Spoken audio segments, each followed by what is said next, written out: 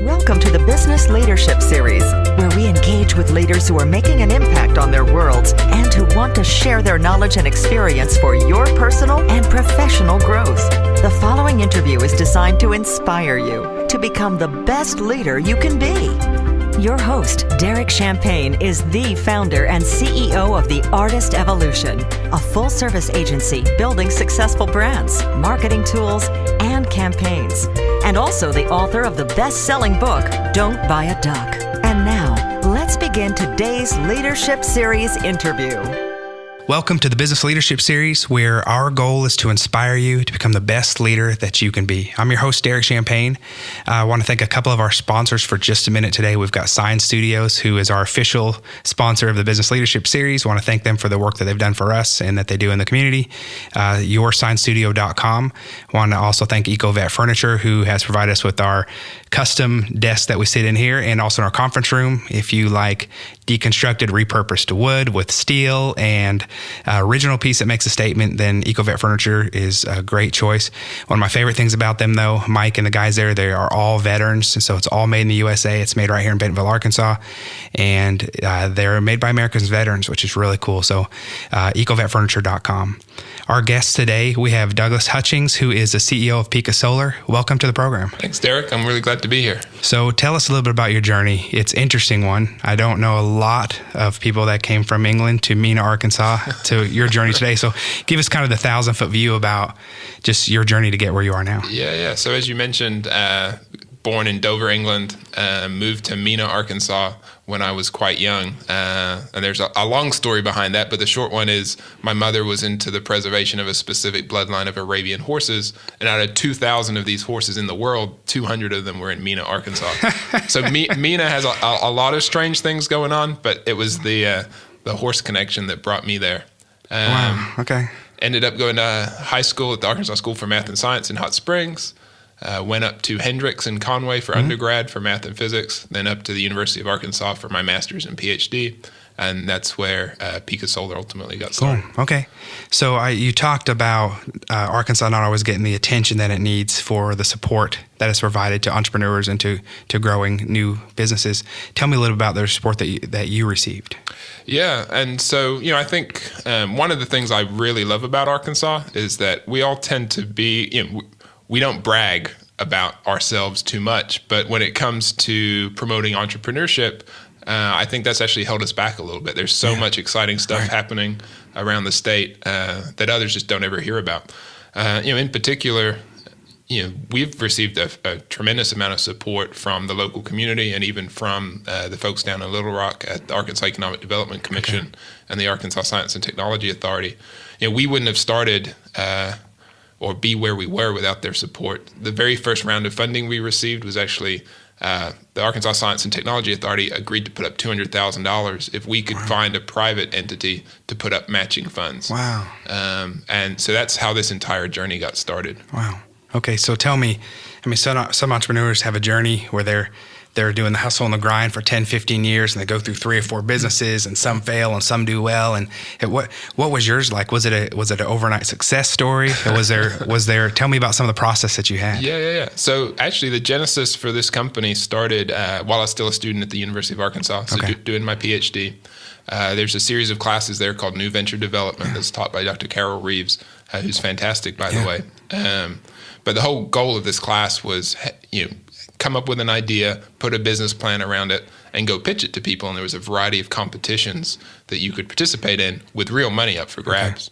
And it's kind of funny. So the way me and my co-founders at the time found each other, we were told, hey, everyone, form teams. And there was 3 of us basically that obviously didn't know anyone else in the class. And we were the last 3 sitting down.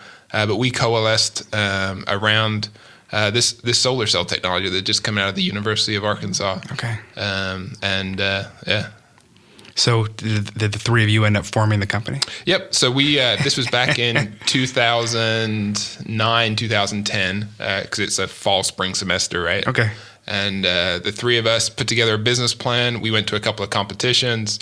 We did okay. We didn't do fantastic. And at the end of the class, the two MBAs, maybe smartly enough, had real jobs lined up, right, post graduation. So they choose to go after them. I can't hold that against them. Sure. Myself, I still had another 6 months to finish my PhD, and I wanted to stick with the pushing this company forward. And so over the summer, was doing due diligence, talking to a bunch of folks, and then at the end of November 2010. Found this gentleman to put up the $200,000 to be the matching to the ASTA funding. And we actually closed that round about 6 days before I defended my PhD. So it was a pretty hectic that is time. so cool. Yeah, I can't imagine. So for some businesses, some entrepreneurs, some projects, there's that aha moment where you say, I think I'm onto something really big here. What was that for you? When did that happen? Yeah, so that's an interesting question. It's kind of tough to answer because it's funny, especially in these kind of competition settings, right? There's an academic component and real world component, obviously. And as you start telling people over and over, hey, this thing could work out, this thing could be huge. The more times you repeat that, the more you end up ultimately believing it, right? And I think just by having that belief, you can effectively make something come true, right? Because you start working towards that. So, I don't know if I can pin it to any one particular point, but, Okay. So I probably would need to give you more credit here because you have been and I can understand why there may not be that moment. You have led the team to compete in 23 international, that's it, 23? We might be at 24 now. 24 international competitions where you place in the top 3 finalists in every competition and won 12 of them. You won over half of them outright. Yep. That's incredible. Tell me more about that. Yeah, and so as I mentioned with the classes at the University of Arkansas, right, the goal was to build a company, but you go out and you pitch to these at these various competitions. And it's funny, the very first competition we ever went to, it was in San Francisco. I remember it very well. We went down to the practice round. We did our pitch, thinking we did great. And the very first, then we were waiting for feedback. And the first thing that we got told was, "Why are you here? You're not ready." And we said, uh-oh. Yeah. And we said, well, why not, right? And he said, well, focus on your value proposition. Your value proposition didn't come through well enough. Okay. And so we went upstairs that evening before the proper round the next day. And we were, it was late at night, San Francisco time, and we were calling, solar companies basically all over the world. So in England, where people were still awake. And just trying to figure this out. Yeah. Came down the next day, totally revised pitch. We ended up as a wild card entry into the final and placed 3rd place, and which was awesome. I got goosebumps. That's cool. What a wild ride in real time. That's crazy. Yeah. That's awesome. Okay. And it was really powerful because 3rd place ended up being the lowest point that we finished in any competition after that. So we only got better. Wow, that's cool, man. That's really cool to get that kind of validation throughout your whole process. What kind of time span have those competitions been in? Yeah, so most of those took place over kind of a 24-month period. Okay. So we went through it with the original company was called Silicon Solar Solutions, and then out of that spun Pika Solar. Okay. And between those two entities, I think we're up to 24. Wow, that's incredible. I'm going to ask you more about your business, Pika Solar, in just a minute. Yep. So you were named as one of the nation's top new inventors by Inventors Digest for your work that resulted in 6 additional patent applications. Tell me a little bit about that experience. Yeah, so we were very fortunate. The technology that we originally licensed from the University of Arkansas, had a ton of work into it. I think there was maybe 4 issued patents already. So we were starting on very solid footing. But, as soon as you start working on this, full time as your focus, and you've got your entire team focused on it, new intellectual property is going to come along. And so I think, there was 6 additional patent applications that we filed across the way to really beef up that patent portfolio. Fundamentally, IP is the core value of our company. And so we've had to, take a lot of steps to protect There's a lot of investment in that side of it. Yeah. Just a couple other things about you, named as Fast 15, as top 20 in their 20s, as 40 under 40, and 2015 Edison Award winner as well. That's very impressive. So tell me about you as a CEO. What does that look like for you? What's your leadership style? What does a day look like for you? Yeah. So I don't know if there is ever an average day these days. So my background is I did my PhD in engineering at the University of Arkansas, actually in the microelectronics and photonics program.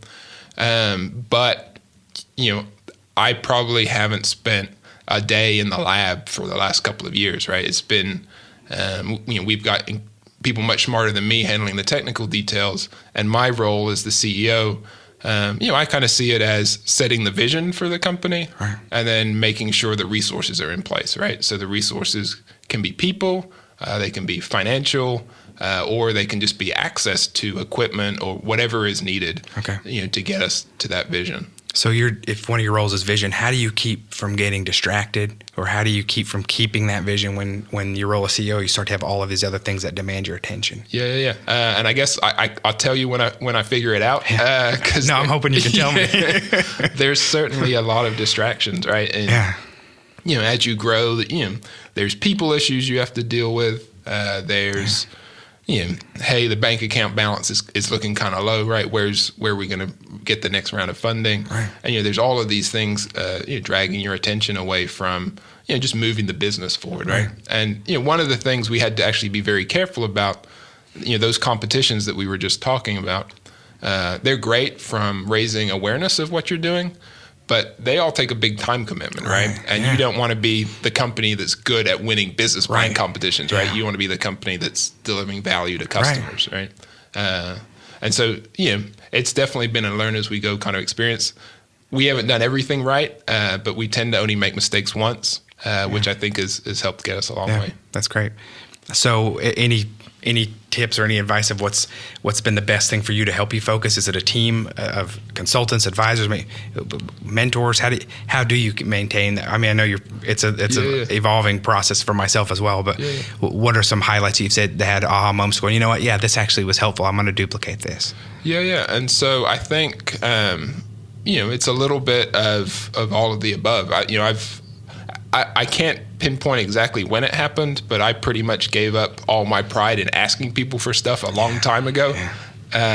So we have a tremendous network of folks that I just bug regularly who have done things before, right? None of the some of the technical issues we might be working on are specific to us, but big picture items, right? They're all things that other people have faced and overcome in the past, right? So by reaching out to folks in our community, just getting direct, honest feedback, that's helped us a lot. Wow.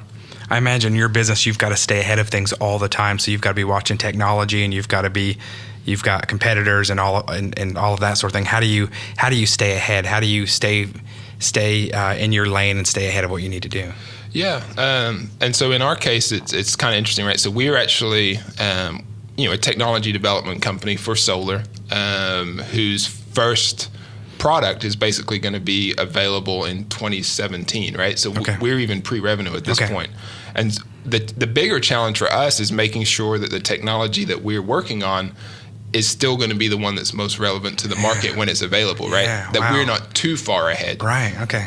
Because solar goes through these kind of expansion and kind of boom and bust cycles, right? Okay. And our business model is selling equipment into that industry. And so the equipment sales kind of follow a lagged but similar trend. And so you want to make sure you're there selling equipment when everyone's expanding. So looking at the market, we see that as the end of 2016 into 2017, and we just need to make sure that our product is there ready to take advantage of that. Wow. So it's a complicated business, isn't it? I think most things in life that are worth doing have a little bit of complexity to them. That makes it worth going after. Absolutely, yeah.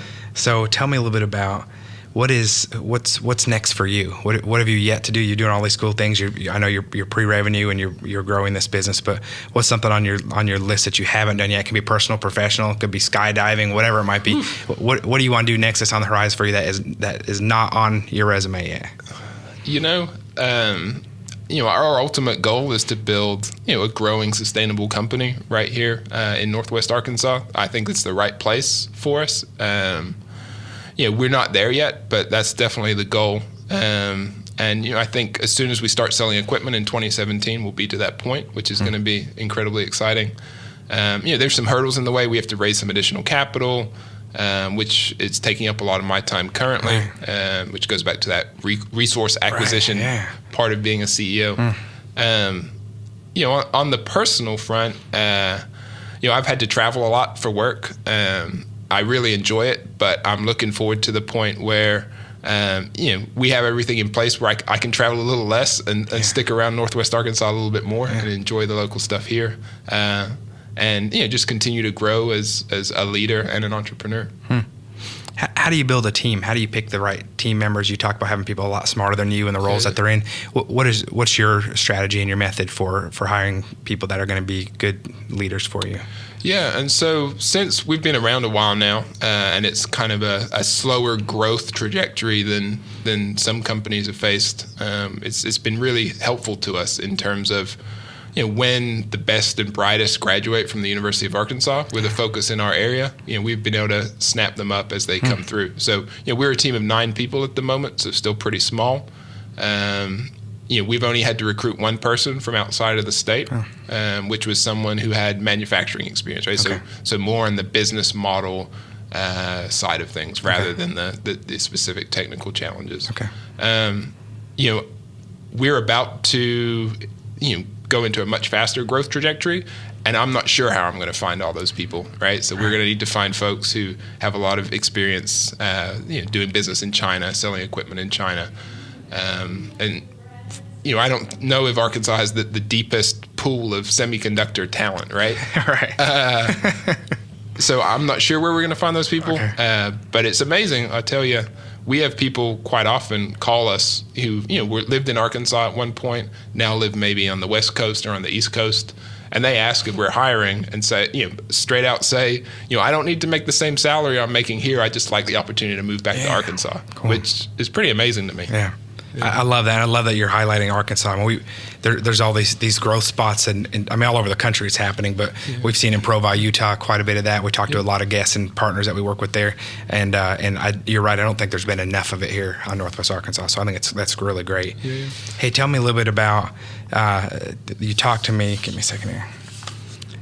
Advice on filtering out bad resumes. I thought that was really cool and interesting. I loved it. If you don't mind sharing that, that was a HuffPost blog. Oh, yeah, right? yeah. Tell me a little bit about that. I thought that was really cool.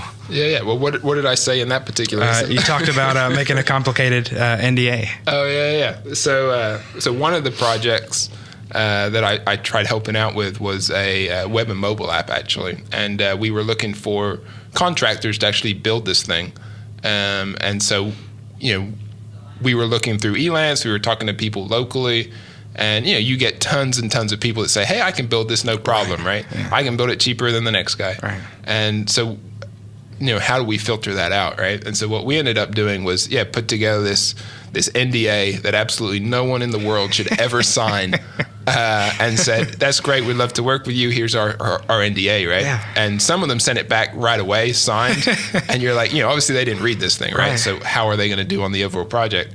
And the ones that came back and said, well, we'd love to work with you, but this NDA is going to be a problem, section 5.1, right? Those are the ones we had additional conversations with and ultimately found the right person. I think that's great. We deal with that with NDAs as well like that, and you're right. Yeah. Some come back pretty quickly, and if it's a very detailed project or specialized, that you want them to read the fine print a little bit more carefully. Because to me, how they handle those early interactions are probably pretty indicative of how they're going to handle the overall project. Yeah, right? I think that's a great filtering process. How fun! Yeah. So you also did a blurb in a Inc. article about 10 minutes to more productive life. Oh, yeah. So tell me a little bit about that. Yeah, so there's I'm sorry, I'm going to blank on the name of the gentleman who wrote the book. Is it Dr. Stan? Yeah, Dr. Stan Beecham. I attended a lecture of his. He comes up to Northwest Arkansas at least fairly regularly. I think he's been up here twice in the last year, and he's done some events that have been hosted by kind of Tim McFarland at the CEO forums and so forth. Fantastic events. But his background, as I understand it at least, is training professional athletes, specifically golfers. And one of the things he mentioned was, any golfer on their best day can go out there and do incredibly well, right? But it's not that one day performance that matters; it's their average, right? Right. So how do you go about improving your average rather than improving on your best? Okay. And by improving on your average, you can raise your we're not measured on a daily basis as entrepreneurs, right? You're measured over the course of years. Right. And so if you can bring up your average that you're doing every single day, that's kind of a much bigger impact than the one day a week that you're doing your best. Yeah, that's great. So is it incremental improvements? Yeah, and I think, there's a philosophy, I don't know who to credit to, but kind of the 1%, right? If you can improve yourself 1% per day, by the end of the year, right, you've increased a tremendous amount. I like that. So tell me, what are you most passionate about? Fundamentally, I get myself in trouble sometimes because I get too excited about it. But, finding people that have problems and connecting them to solutions, cool. There's just something magical about that process, right? Yeah. That I don't particularly care about the technology that's the connector between those two, but just, helping someone solve problems is what gets me fired up. And unfortunately, I have a hard time saying no to things sometimes. When I see a burning problem and I know there's a solution, I can't help but you want to connect them. Yeah. That's cool. Okay. Yeah. So, I know what else I was going to ask you about. Yeah. How do you? Is there anything else that you can think of to share about being a leader or about developing your product? I mean, just with our audience out there, just anything that comes to your mind that's been the top 3 tips you've learned recently, or anything in your journey that stands out that you've been passionate about or that's been on your mind. Yeah, I mean, I think one thing is the role of failure in success. I was talking to someone about this the other day because when I first got started, right, so I was finishing my PhD at the University of Arkansas. Overwhelmingly, most people go on to get a job at a big engineering company, right? Like Lockheed Martin, Micron, TI, someone like that. And I was sitting there saying, I'd really like to do this company. Things seem to be lining up. But in the back of my head, I was thinking, well, what happens if I fail, right? Yeah. And I think traditionally, Arkansas is a relatively conservative state. And I was literally thinking, hey, if I try this and fail, is that going to hamper me for anything else I want to do later on? And, I probably spent a couple of weeks pondering this, talking to people. And there was a real chance that it would stop me from actually just taking that step. And when I talk to, upcoming graduates at the university who want to commercialize their research, you can hear the same line of thought going on in their head, right? But what if I fail? And I think, failure is a critical part of success. I think, you want to find out what doesn't work as quickly as possible. But, if, I fail way more than I'd like to admit and stuff, but that's how you push the envelope forward. So that's great. That's what I was actually going to ask you about is how do you deal with failure? And I've had a couple of businesses and I've had a few that have done reasonably well. Yep. I've had a few that failed. And when I'm a guest on podcasts, it seems like they always want to ask me, tell me about your failures. And and at first, when I first started doing these and was a guest, I'd be hesitant to talk about it because I'm trying to share the successes I've had. But I realized it was almost therapeutic to start talking about them and you start to look at your journey and some of the failures, as long as you learn from them. You said earlier, make it once, make the mistake one time. I think they're a powerful mosaic towards the things that we learn later on. I interviewed, so many interviews we do, we hear failure stories and then they stumbled upon something big. Right. Yep. Like Villy Customs, they're partners with Mark Cuban and Barbara Cochran. It's the cruiser bikes. Oh, yeah. And he had several businesses, some failed, some didn't. And he went to LA and pitched something and they said no. And he was just kind of bummed out. He went to Venice Beach and he rented a cruiser bike. Now he's got one of the most successful, fastest growing companies in that niche. So I just find it, how do you deal when you have a setback or a challenge, which we don't like because we're driven entrepreneurs? How do you deal with setbacks? How do you put them in perspective and how do you learn from them? Yeah. And, I don't know if it's a positive personality quirk or not, but anytime I get told no, for some reason, something internal to me says, I want to prove this person wrong in some way. And raising funding, right? I mean, you're going to get told no a lot more than you get told yes. You bet. Unless you're doing something I'm not doing. But, every time someone tells you no, right, to me, it's like, well, my goal now, and this is probably going to sound bad, is, I want them to regret making that decision. I want to be such a huge success. And for the folks who do say yes, I want to make them such an overwhelming success that those other people said, oh, shucks, I missed that. Right. So, that's great. Yeah. That's that competitive side of you too, which is a great motivator for overcoming obstacles. Yeah. So is there anything else that you want to share with us today? Any other advice that you have in general that's the top of mind? Yeah. I mean, I think, relevant to maybe some of the listeners who are especially kind of earlier on in their career, I think I'd say, just go for it, right? I mean, it's you're never going to know until you try. I've come to learn that, even if you do fail at something, in general, people don't hold that against you, right? They're more excited that you tried something and you learned something. And just go ahead and give it a try. You never know what might come from it. That's great advice. And it seems like fear of failure is one of the biggest things that holds people back from maybe doing something really amazing that's really fulfilling for them too. Yeah. No, I mean, I could probably, name 5 or 6 folks at the U of A right now who are just, are on the verge of graduating, would love to commercialize their research and give it a shot. But they're just nervous, right? About, well, what happens if it doesn't work?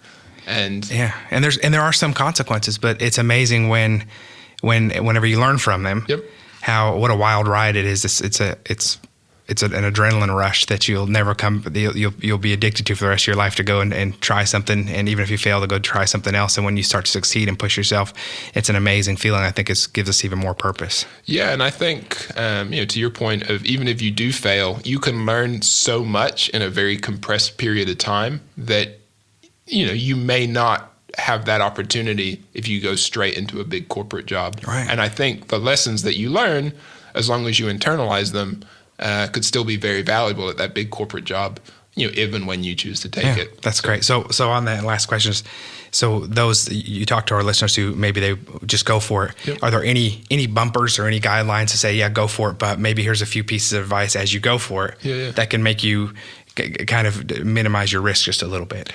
Yeah. And so, I was very fortunate in a way, right? So when I launched Silicon Solar, which was the first company, I was still doing my PhD at the University of Arkansas. And so I still had some funding available through that. So when we closed our round of funding right before defending the PhD, I was actually still on a fellowship that didn't allow me to hold outside employment. Okay. So, we hired our first 2 guys. And then when I graduated, I became the 3rd full-time employee of the company. So I didn't have to go through that period of 0 paychecks.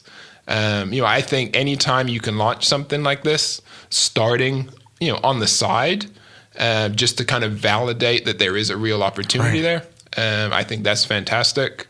I think in my specific case, both me and my wife are tied to the same entrepreneurial venture in terms of salary. So if it goes south, the entire family income disappears, which is scary. Right. It makes you focus and do your best to make sure it succeeds, but there's not much of a safety net, right? So I think folks I've seen do it very well, where one spouse has or one partner has, a more traditional steady paycheck, right? So that you can kind of ride through those dips a little easier. But I don't know if there's one magic bullet, but try to diversify when possible. Awesome. Thank you, Douglas. Thank you so much for being our guest today. We really appreciate it. Look forward to continuing to follow you. You've done so many amazing things. I know you're just getting started. If our listeners want to learn more about you, where can they go? Yeah, so our company website is picasolar.com. That's picasolar.com. And from there, you can reach me pretty easily, or feel free to connect to me directly on LinkedIn or Twitter. Excellent. Thanks again. We appreciate it. Thanks. You've been listening to the Business Leadership Series, where we engage with leaders who are making an impact on their worlds and who want to share their knowledge and experience for your personal and professional growth. This interview was designed to inspire you to become the best leader you can be.